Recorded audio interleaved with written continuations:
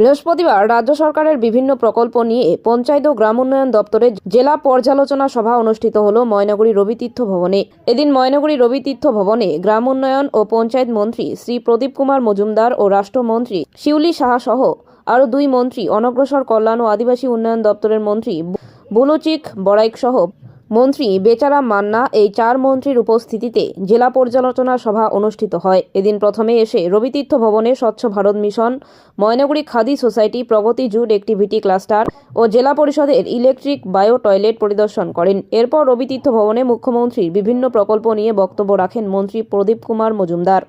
এর পাশাপাশি করোনার সময় জলপাইগুড়ি জেলার এক নারী দেবশ্রী ভট্টাচার্য নিজের জীবন বিপন্ন করে করোনায় আক্রান্ত রোগীদের হাসপাতালে ও বাড়িতে পৌঁছে দেন। সেই মহৎ কাজের জন্য তাকে এদিন সংবর্ধনা তুলে দেন মন্ত্রী প্রদীপ কুমার মজুমদার।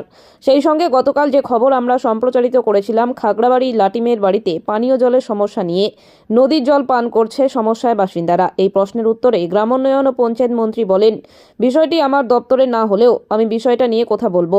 সেই সঙ্গে বিভিন্ন ব্লক থেকে আসা স্বনির্ভর গোষ্ঠীর মহিলাদের হাতে চেক এবং সম্বর্ধনা জানানো হয় তাদের।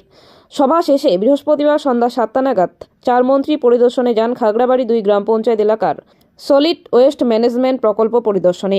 সেখানে গেলে স্থানীয়দের ক্ষোভের মুখে পড়তে হয় তাদের। স্থানীয়দের দাবি, এখানে সলিড ওয়েস্ট ম্যানেজমেন্ট চালু হলে আমাদের অনেক অসুবিধা হবে, তাই আমরা এই প্রকল্পটি চালু না করার দাবি জানাচ্ছি। এই বিষয়ে মন্ত্রী বিষয়টি দেখার আশ্বাস দিয়েছেন। প্রোগ্রামে কি বিষয়, কেন, কেমন, কি মনে হচ্ছে জলপাইগুড়ি সার্বিক শুনলেন? আমাদের গ্রাম উন্নয়ন দপ্তরের কাজের পর্যালোচনা, অনেকগুলো প্রকল্প, সবই এখন জানেন রাজ্য সরকারের তহবিল থেকে হয়। মাননীয় মুখ্যমন্ত্রী বিভিন্নভাবে গ্রামের মানুষকে বঞ্চিত করার যে প্রয়াস, যারা আমাদের সব সময় কুলসিত করে, সেটাকে ব্যর্থ করে আমাদের রাজ্য সরকারের তহবিল থেকে একদিকে যেমন বকেয়া মজুরি দিয়েছেন 100 দিনের কাজে, আবার ঠিক একইভাবে যাদের বারবার প্রতিশ্রুতি দিয়ে মাথায় আচ্ছাদন দেবেন বলে, পাকা বাড়ি দেবেন বলে আশ্বাস দিয়ে তাদের স্বপ্ন দেখিয়েছিলেন, তারপরে তাদের কোনো মতেই তা পূর্ণ করেননি। মাননীয় মুখ্যমন্ত্রী তাদেরও কষ্ট লাঘব করার জন্য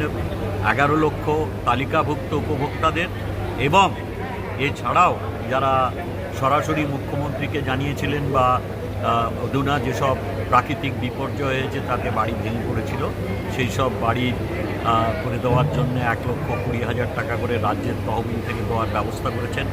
17ই ডিসেম্বর 2024 সালে উনি প্রথম কিস্তির টাকা দেওয়া শুরু করেন। তার 7 দিনের ভেতরেই প্রায় 12 লক্ষ উপভোক্তাকে এই অর্থ প্রদান করা হয়েছে। দ্বিতীয় কিস্তির টাকা দেওয়ার আগে লিন্টেল অবধি ঢালাই হয়ে যাওয়া, এই লিন্টেল অবধি উঠে যাওয়া বাড়ির প্রস্তুতি আমরা আশা করি। সেটাও এখানে কাজ ভালো অগ্রগতি হয়েছে। প্রায় 1% মতন কাজ এখনও শুরু হয়নি বা বাকি আছে। সেটা অনেকে বললেন যে গত 3 দিনে কাজ শুরু হয়েছে। আমরা আশা করছি যে শিগগিরই সেটা হয়ে যাবে। আমরা সামনের মাস থেকে দ্বিতীয় কিস্তির অর্থ প্রদান করার ব্যবস্থা করার চেষ্টা করছি।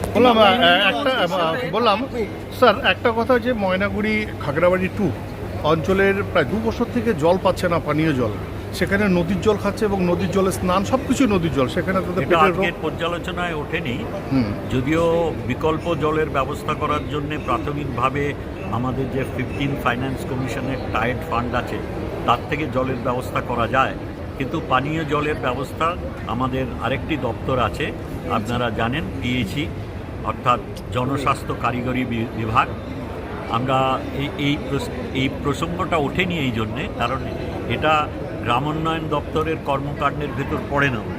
কিন্তু এক্ষেত্রে আমরা জনপ্রতিনিধি, তারা যদি সচেতন না হই তাহলে অপরকে আমরা সচেতন করতে পারবো না। সেজন্য একা আমাদের রাজ্যের মাননীয় মন্ত্রী প্রদীপবাবুর দ্বারা সম্ভব নয়, আমাদের জেলা পরিষদের সভাধিপতি একার দ্বারা সম্ভব নয়। সমষ্টিগত সবাইকে সচেতন করে আমাদের পরিবেশকে সুস্থ এবং পরিবেশকে সুন্দর রাখতে হবে। এক্ষেত্রে আমি যেটা বারবার এর আগেও আমি বলে গিয়েছিলাম মিটিং, যে দেখুন, এই যে প্লাস্টিক আমাদের কাছে অত্যন্ত বিষময়, এটুকু জেনে রাখুন। প্লাস্টিকে আমরা কীরকম ক্ষতি হয় দেখুন। আপনি ছেলে বা মেয়েকে আপনি একটা আইসক্রিম কিনে দিলেন, আইসক্রিম খাওয়ার পর কৌটোটা রাস্তায় পড়ে রইল, ওই কৌটোয় জল জমল, জল জমার পর মশার লাভা তৈরি হলো, তা থেকে মশা তৈরি হলো, সেই মশা আপনাকে কামড়ালো, অর্থাৎ আপনার সেই মশা থেকে ডেঙ্গি, ম্যালেরিয়ার মতো মারাত্মক রোগ ব্যাধি জন্মগ্রহণ। অর্থাৎ আমাদের সরকার ভাবছে একজন হাসপাতালে ভর্তি হলে ম্যালেরিয়া বা ডেঙ্গি নিয়ে যদি আমি তর্কের খাতিরে ধরি 20 থেকে 25,000 টাকা খরচা হয়, আর আমরা যদি মানুষকে সচেতন করে প্লাস্টিককে একঘরে করে জল জমতে না দিলে তাহলে সেটা খরচ হবে মাত্র 10 টাকা। তাহলে আমি 10 টাকা খরচ করব না 25,000 টাকা খরচ করব?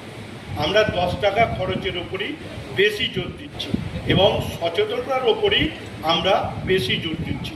তাই আমাদের সকলকেই যে কাজটা করতে হবে যে আমাদের প্লাস্টিককে একঘরে করতে হবে, প্লাস্টিককে একঘরে করতে হবে।